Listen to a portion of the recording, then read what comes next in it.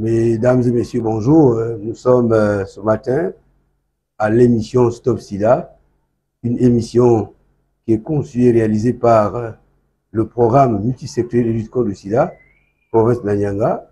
Et donc, nous venons répondre, on va dire, à certaines questions liées à la pandémie du sida, liées et surtout à la prise en charge des personnes qui vivent avec le VIH. La question nous est souvent posée, vous faites des campagnes de sensibilisation, vous faites des campagnes de dépistage également, mais qu'est-ce que vous faites des personnes qui sont séropositives? Donc c'est à cette question que nous allons essayer de répondre en disant qu'il y a un programme de prise en charge qui est mis en place, d'abord avant même l'examen de VIH, et puis lorsqu'on est déclaré séropositif, naturellement, on ne va pas abandonner des personnes dans la rue ou ne pas les accompagner. Donc, en parlant de la prise en charge, il y a 3 volets concernant cette prise en charge des personnes qui vivent avec le VIH. La toute première prise en charge, elle est d'abord psychologique.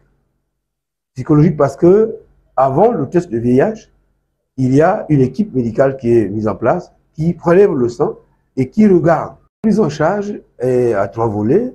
Une prise en charge d'abord psychologique, qui est effectuée par des personnes assermentées, les psychologues, les assistants sociaux et les agents communautaires qui préparent le volontaire à accepter faire son dépistage et qui, en même temps, reçoivent le volontaire après le test de dépistage qui est séropositif ou séronégatif, surtout séropositif, eh bien, qui prépare la personne à accepter ces résultats-là, ce statut dans lequel il se trouve, parce que souvent ça crée la panique. On confond entre être infecté du VIH et être malade du sida. Or, l'infection, c'est la première étape d'abord. Celle qui consiste à constater que dans le sang de l'homme ou de la femme, il y a la présence du virus qui, effectivement, montre que la personne est allée vers une autre personne qui est déjà contaminée. Et donc, cette étape-là permet à la personne de connaître son statut sérologique. Et une fois que le statut est connu, eh bien, le psychologue prépare justement encore cette personne à accepter, comme je le disais, ce statut-là, et aussi à accepter la prise en charge médicale, qui se fera par le médecin. Alors, nous sommes déjà à la deuxième partie, la prise en charge. Au départ, elle est psychologique, et maintenant, elle doit être médicale. Médicale parce que, justement, on ne va pas abandonner la personne qui est infectée, il faut bien qu'elle prenne un traitement.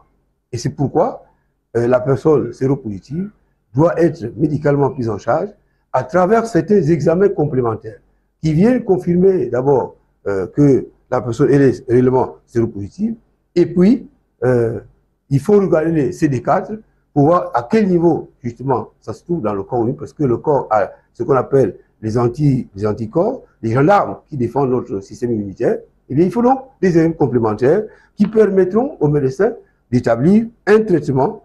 Et c'est pourquoi, avant le traitement, il faut avoir un bilan biologique.